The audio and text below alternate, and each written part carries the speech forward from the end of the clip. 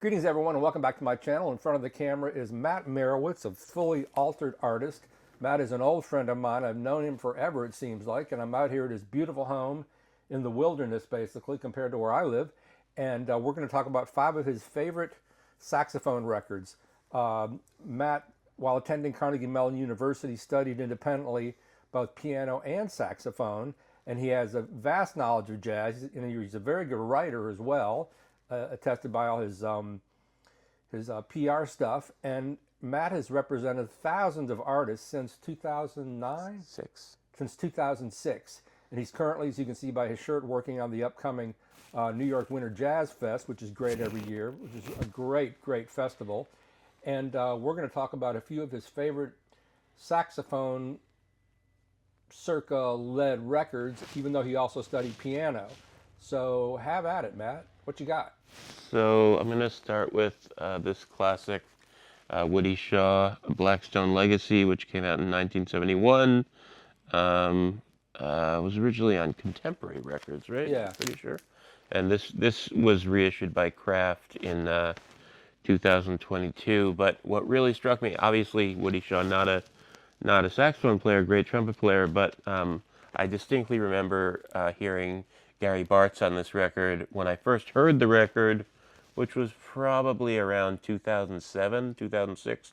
I worked for a guy named Don Lukoff, and Don was like, this is like his era of jazz. Don came up in the 70s. He's a great publicist. And one of the oldest publicists on the scene. Yeah. Not that he's that old, but he's been doing it longer than anybody. Doing it longer. And right. He's, I just always loved this cover art, the people carrying their stuff.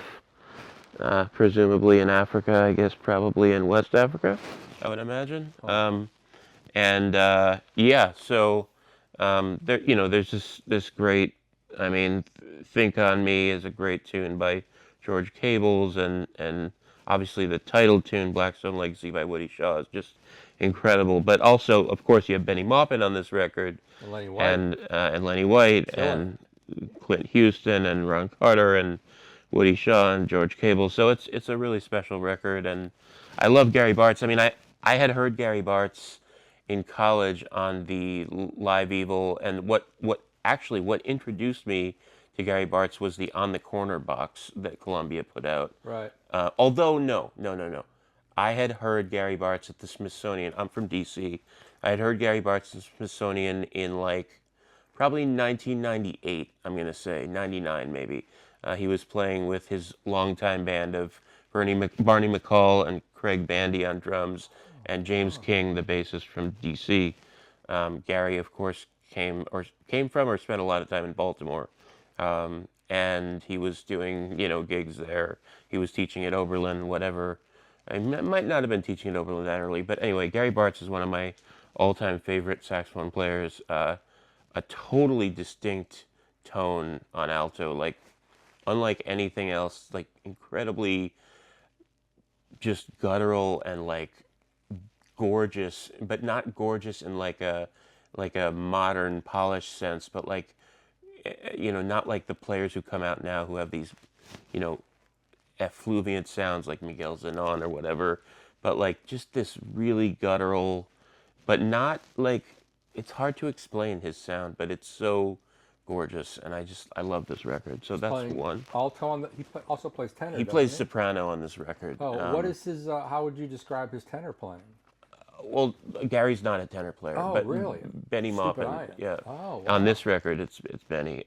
Gary's playing alto and soprano on this one, but Gary, I don't think he's ever played tenor professionally. Definitely on the corner sessions, he was on soprano and alto as well. I think he's one of the,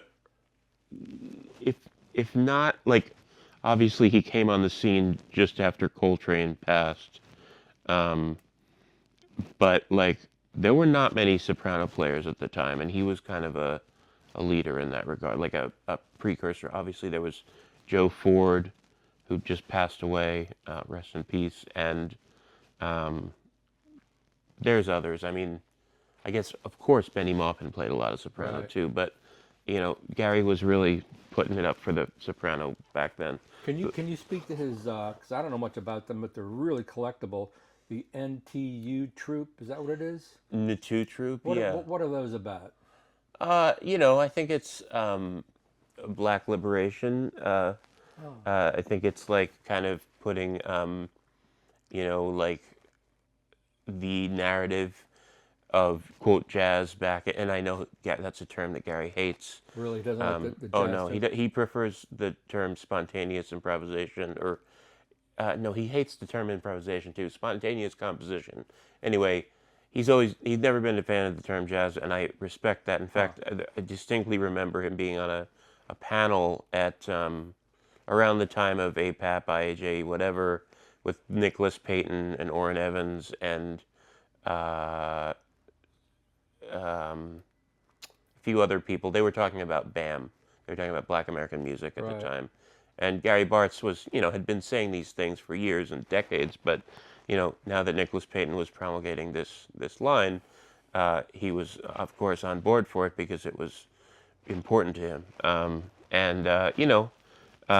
It's really actually quite impressive to see how quickly and broadly this term Black American music has been accepted, especially among young musicians.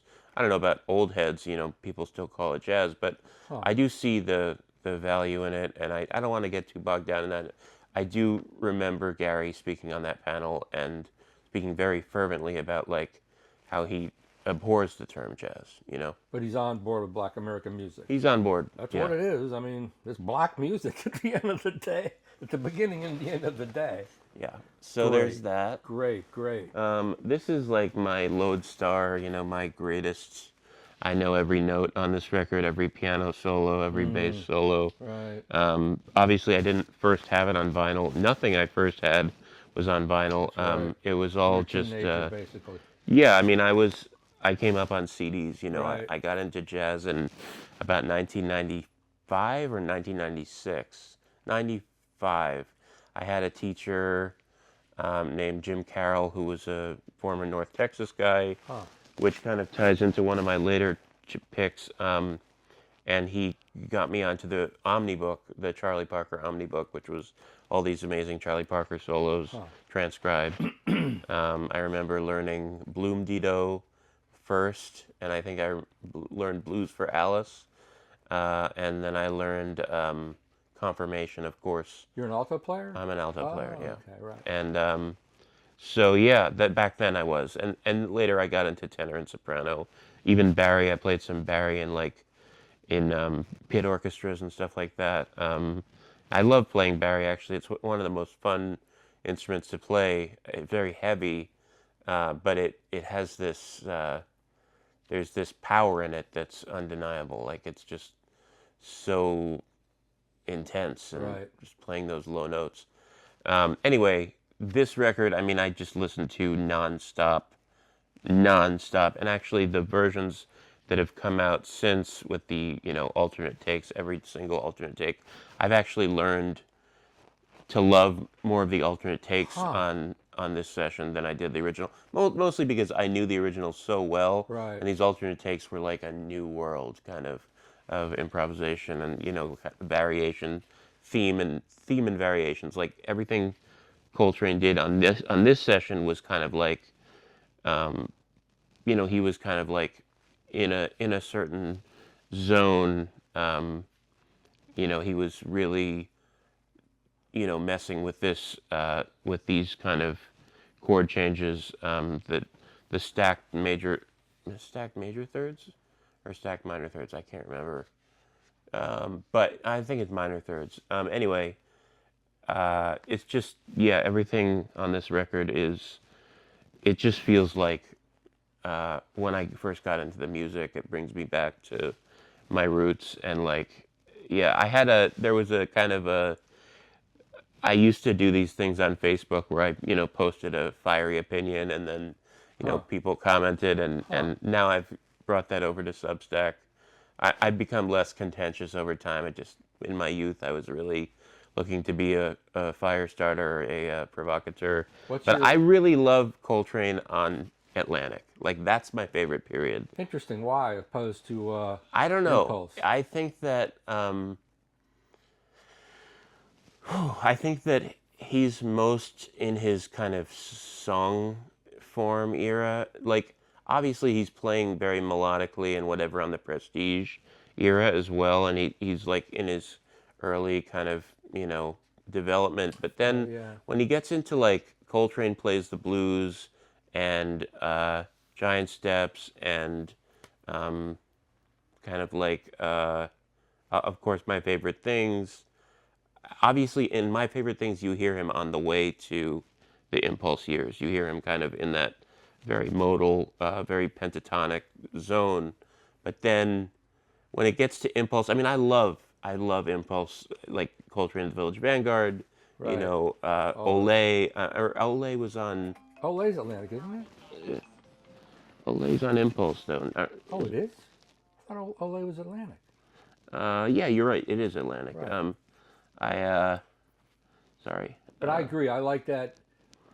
I mean, I love that record. That's such a masterpiece. But tell me, and I know Giant Steps was a breakthrough, the song itself. What is it about that song that's so important?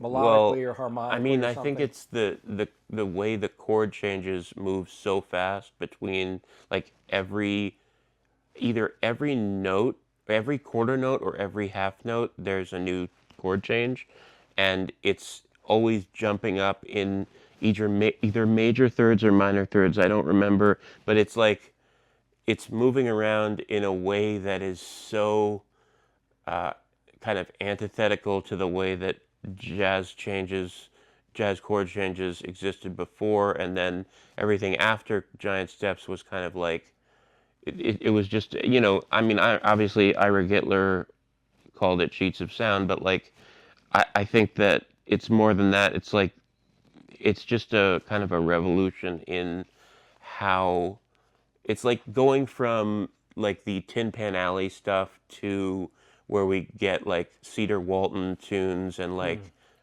Woody Shaw tunes that are like much more advanced in terms of where the changes go and more sophisticated.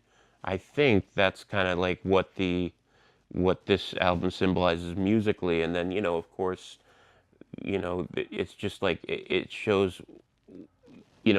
This was recorded like literally 3 months after Kind of Blue, right? So he was in like such really? a zone. Definitely within 6 months of Kind of Blue, I know that for sure because when I realized that, I was like, wow, he was like doing this one thing with Miles, and then on his own he was doing this completely different thing. Like, yes, it was modal, but it was still like just worlds away from Kind of Blue. Is this Worlds away. considered modal? I still don't know exactly Yeah, what I modal mean, means, to be honest. I don't People think throw it's that a term around I don't now. think it's as modal as like, I mean, when they say modal, they mean like it stays in a zone of like Dorian or Phrygian or whatever. Like these are Modes. modes of the Yeah, major scale. right. Like the second degree is Dorian, third degree is Aeolian, Phrygian is fourth, Lydian, Mixolydian, and then yeah, so on and on. And I'm sorry, my theory is kind of behind me, but this is just such. It makes me feel good, and Yeah, like I agree. It's there so was amazing. there was a period where I would go to jam sessions, and not really like necessarily play this tune, but I would always want the players to call this tune. Giant So Steps? I would request it wherever I went because I was so obsessed with the actual changes. I mean, to give you an idea, my brother, who is not musical at all, can sing you Giant Steps now because I sang it and played it so much when I was a kid. Like Right. when he was really little and I was, pretty. I mean, he knows, and he's not a jazz guy, so he can sing Giant Steps. So that's like some kind of. So it's an innovation, and is it still considered a hard tune to play by players? Oh yeah, because I mean, depending on what tempo you take it at, Right. it's very difficult to Huh. make the changes in the order that they're in. Like you can, some people let some slide by, right? It's almost impossible not to, but to make the harmonic switches between chords in such a fast succession, and for them to be so non-traditional chord sequence, it's like a rite of passage to be able to master giant steps. It's really not just for saxophone players, for piano players, for trumpet players, for everyone who plays, Taylor's killing guitar on that. players. It's funny, I don't. It's for some reason the drums are the last instrument that I think of on that record. I know you're a drummer, and I so much associate that record with the bass, the saxophone, and the piano. Like Tommy Flanagan, what's that? Ron Carter? No, it's not Ron Carter. It's Arthur Taylor. It's Paul Chambers, Paul Mr. Chambers. PC, Mr. PC. Gee whiz. What a line. And just like, I don't know, it's just so powerful. I mean, there are other Coltrane records that are equally powerful, but also, Saida's Song Flute and Naima, these are just like Naima's incredible. beautiful ballads that are like so timeless. And like, I don't know, especially with the new versions with the alternate takes, you get all these different, much cleaner. The bass is reined in, not so boomy. So this is an innovative record, period. Yeah. So this is a record called Cannonball Adderley Quintet in San Francisco on Riverside Records, and I was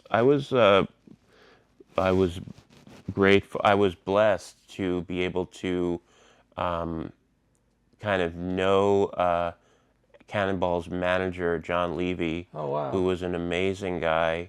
I wrote a paper on Cannonball in college. I can't remember what exactly my thesis was, but I learned a ton about Cannonball outside of his music through John Levy's book, which was called Men, Women, and Girl Singers, My Life as a Talent Manager. And John Levy was a big, tall, black guy, former bass player who was in the presence of Charlie Parker and all those guys. And he, got initially famous as a manager for managing George Shearing. He went from being the bass player with George Shearing to being his manager. Later, he managed Jim Hall. He managed Cannonball. He managed Nancy Wilson. He managed a lot of big names in jazz, and he was probably the first black jazz manager there was. Because in the early days, every business person in jazz was white. Every person who owned a label, every person who ran a distribution, everybody who ran a club, certainly.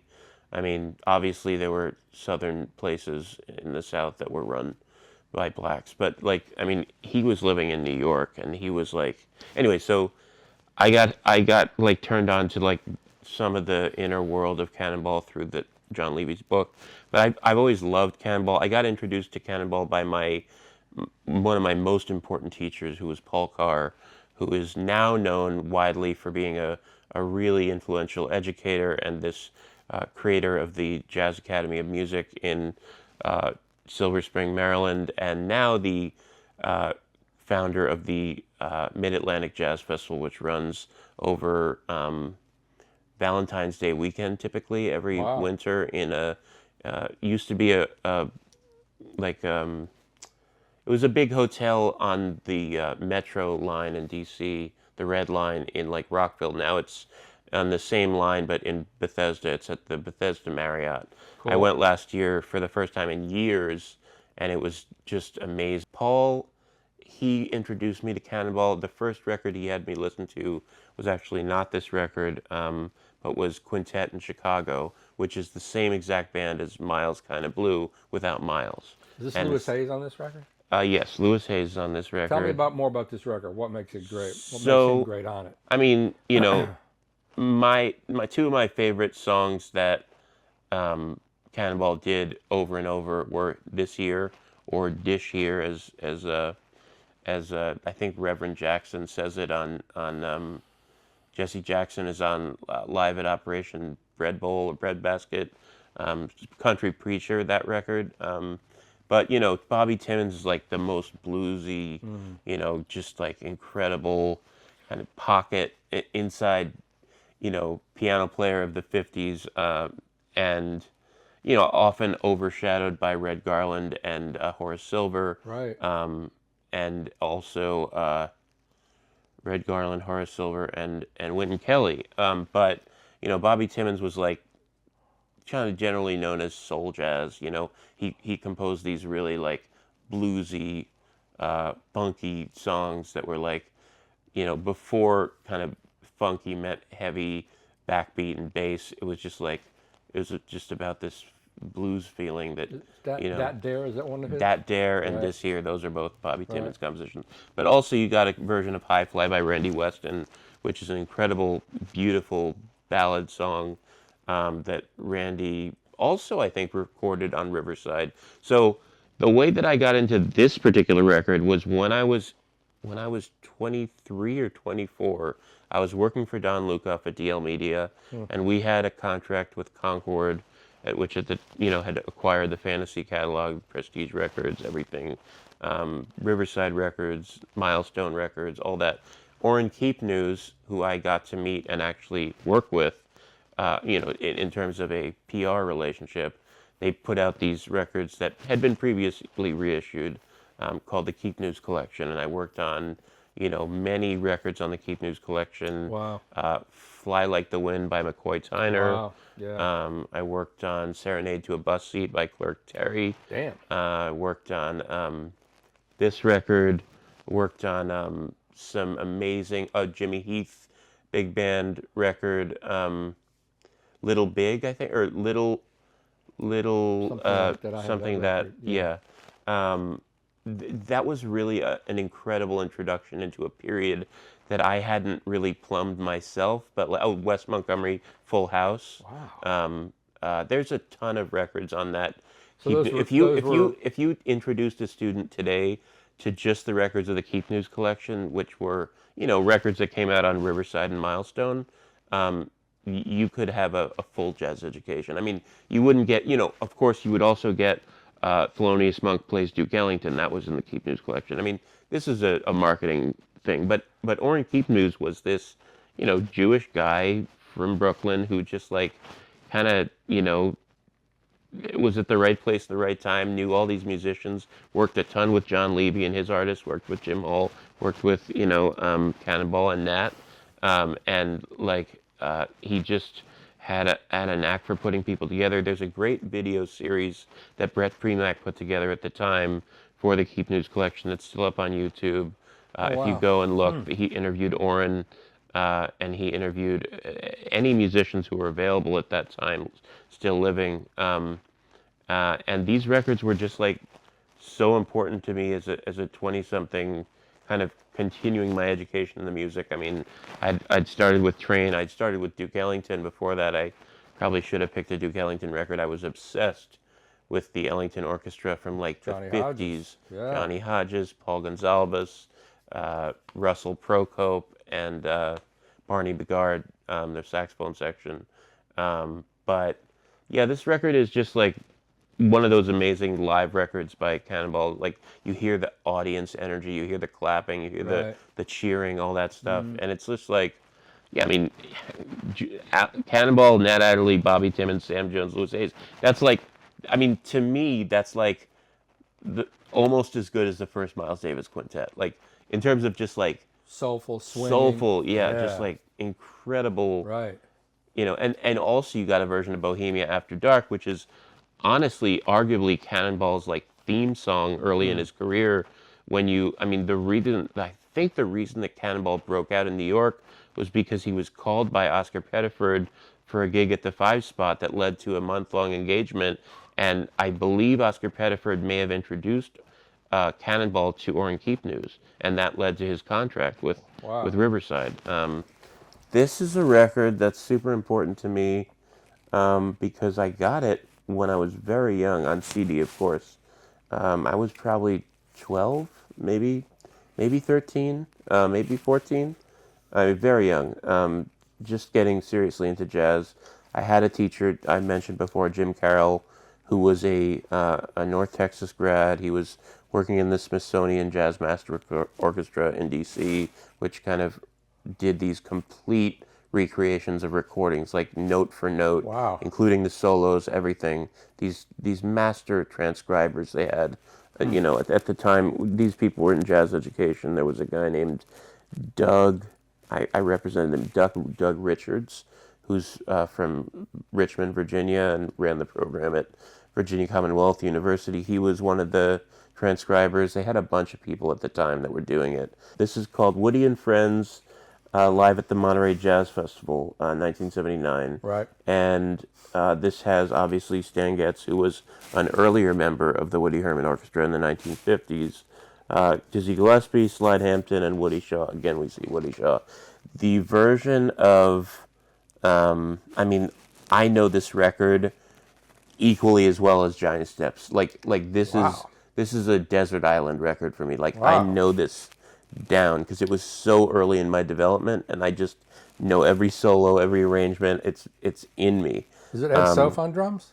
This is Ed Soph. Yes, He was a it is. monster. And you got acknowledged So monster. you got Woody on clarinet and alto soprano, basically sounding like the same guy he was in the 60s and 70s.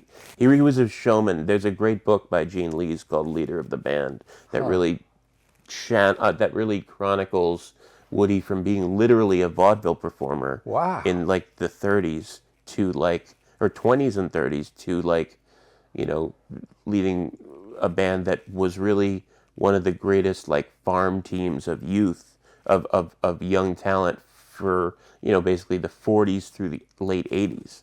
And even though Frank Tiberi, the tenor saxophonist and bassoonist who kind of led the band after Woody's death, kept it going, they never had record contracts after this. I mean, Woody had this long-term relationship with Concord Jazz, which was with, Carl Jefferson, who was the founder of Concord Records. There's a bunch of records. There's one that my former teacher is on called World Class that was recorded live in Japan in about 85, I think. This was recorded in 79, just before then. So you got, the people on this record that anyone would know now are Jim Powell on trumpet, Bill Byrne a little bit. The trombones are Birch Johnson, Nelson Hines, Larry Shunk, not very well known. I mean, actually, you got Bob Belden on tenor sax on wow. this record. Bob Belden, fresh out of North Texas. Wow.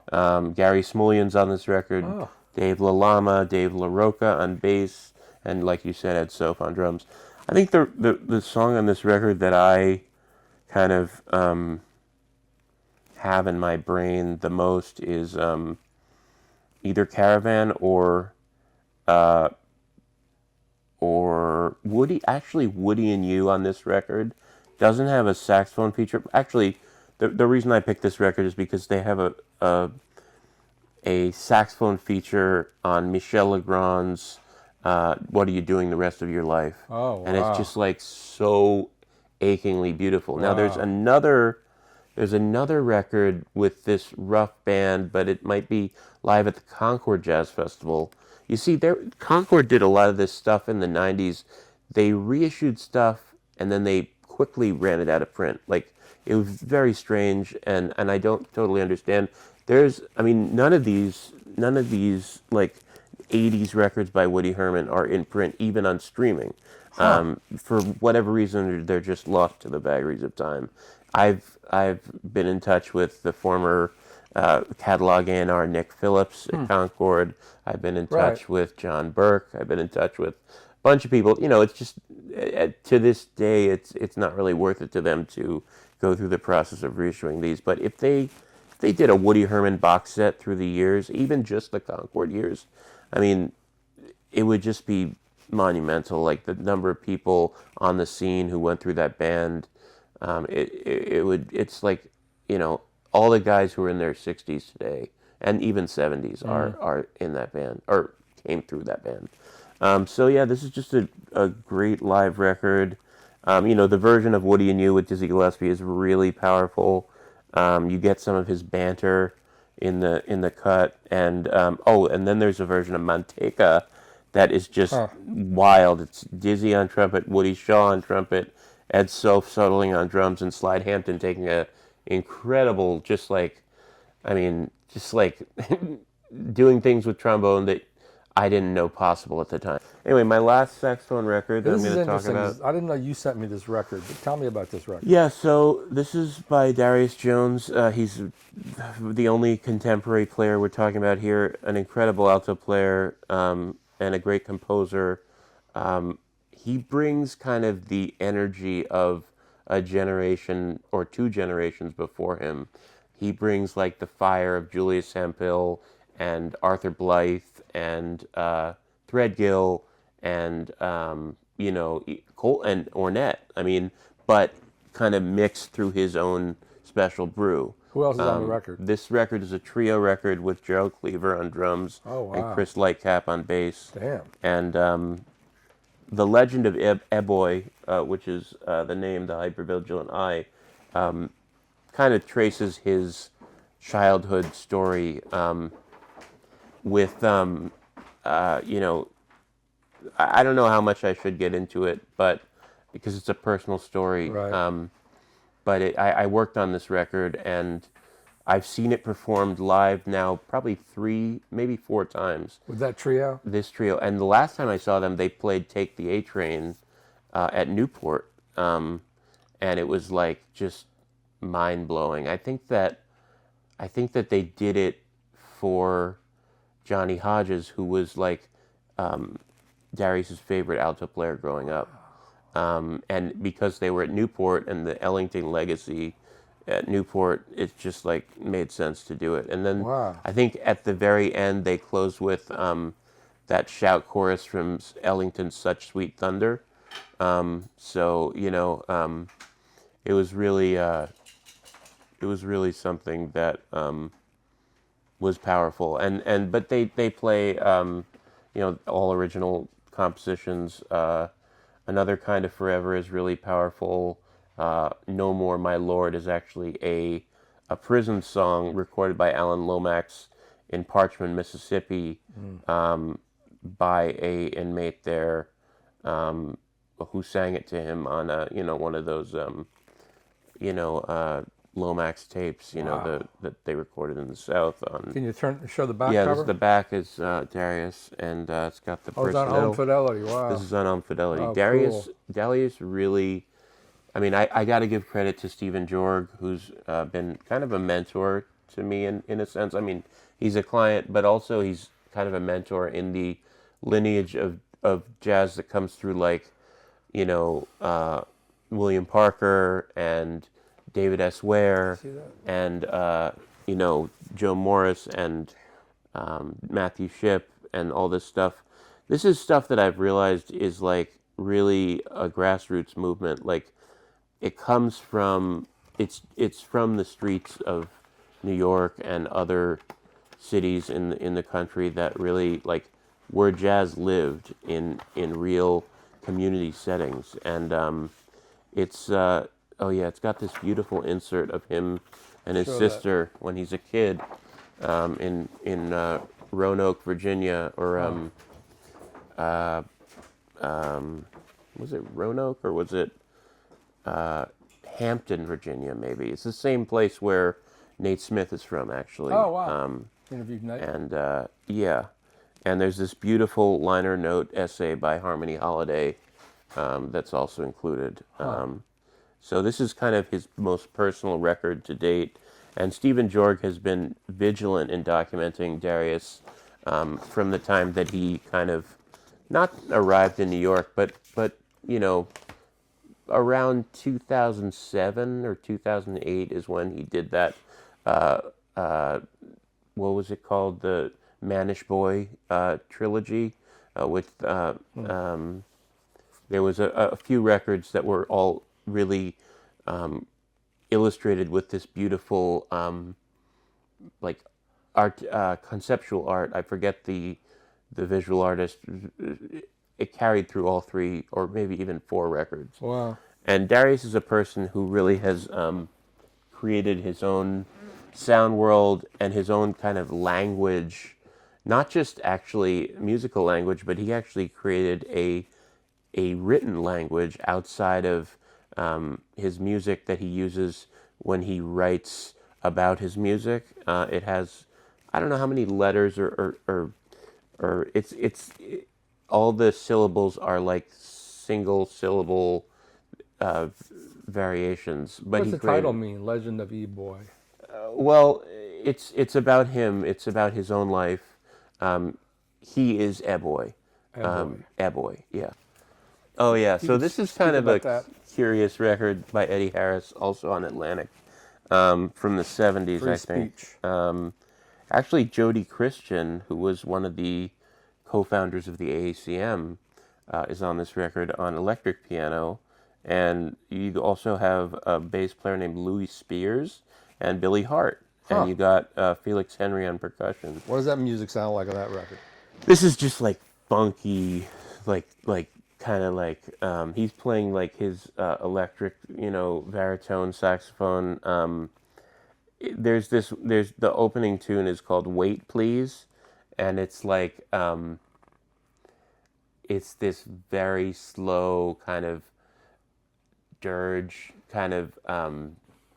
It's like I think of it along the lines as the same as like being from the same era of that record that Tribe Called Quest sampled, and then Vijay Iyer took that sample, and it was Mystic Brew by Ronnie Foster. Huh. Ronnie Foster was on Blue Note Records in the middle era. But yeah, Eddie's playing trumpet and saxophone on this record. Reed trumpet, actually. So it is a reed. You can see here he's got a tiny little kind of mini clarinet mouthpiece connected to a trumpet or just whatever. Who's that other person? I don't know. Just a cover model. There's some chick they put up Yeah, maybe. Put a chick on there, that'll sell it. Yeah, I mean, maybe it's his partner. Who knows? I have no idea.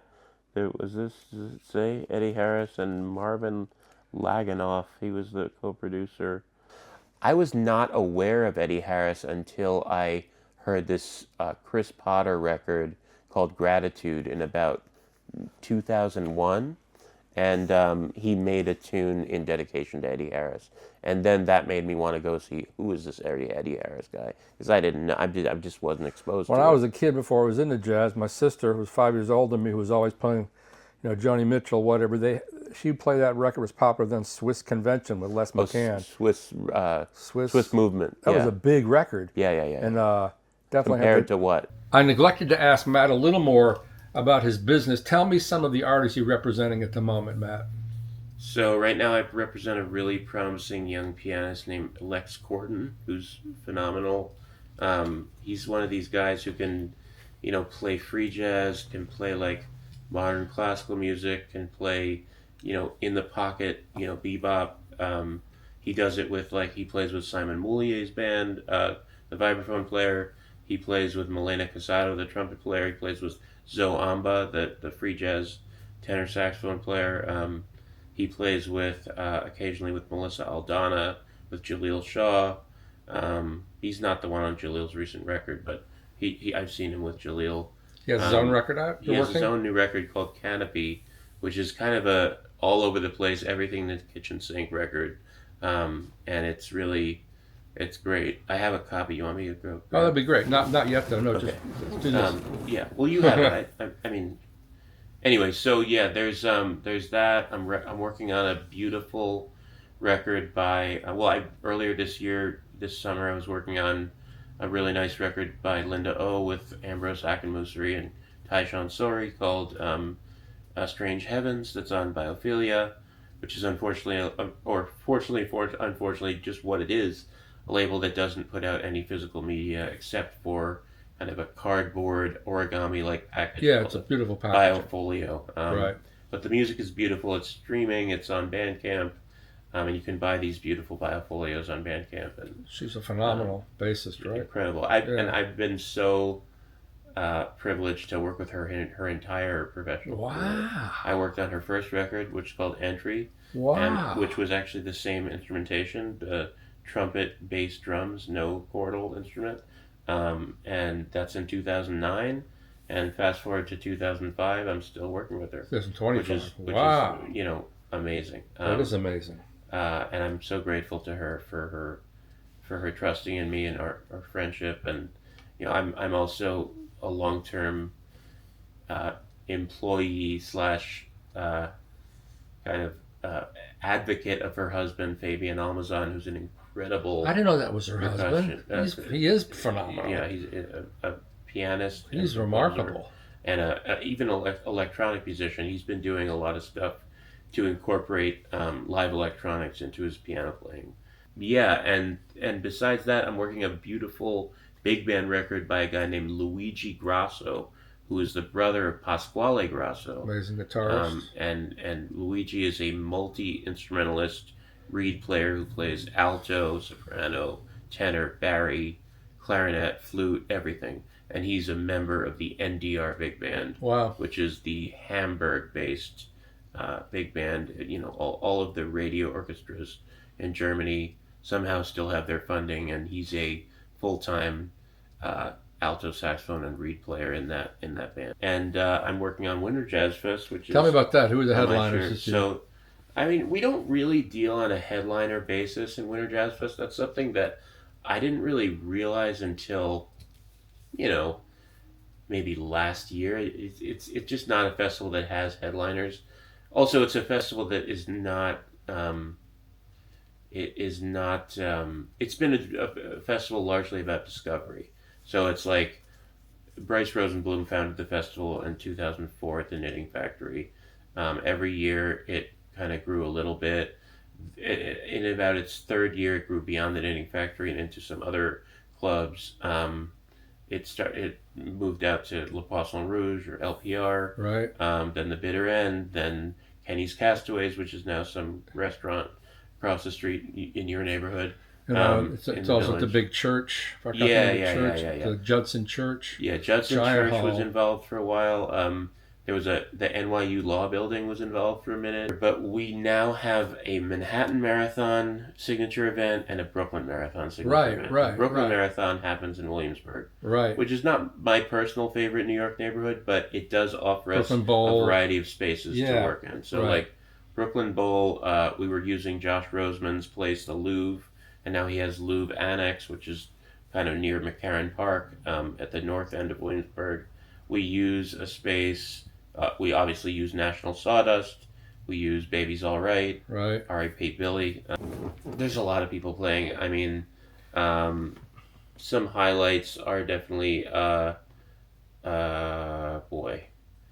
Overall is playing. He's a favorite. Michelle Nadegocello is playing.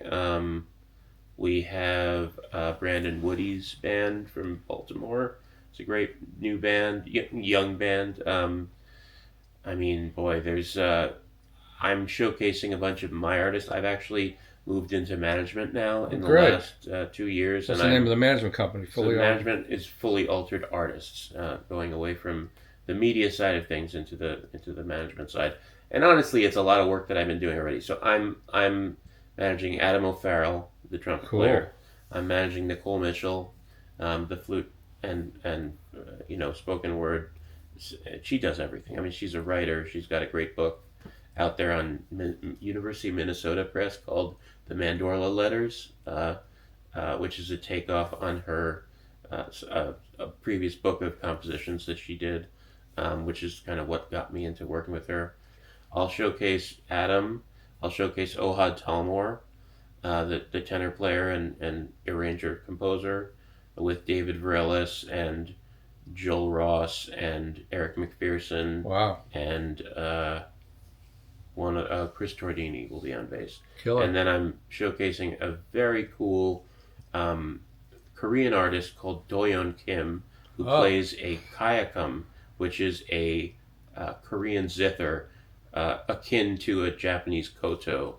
But the koto is much longer and has steel strings. The Korean kayakum has silk strings.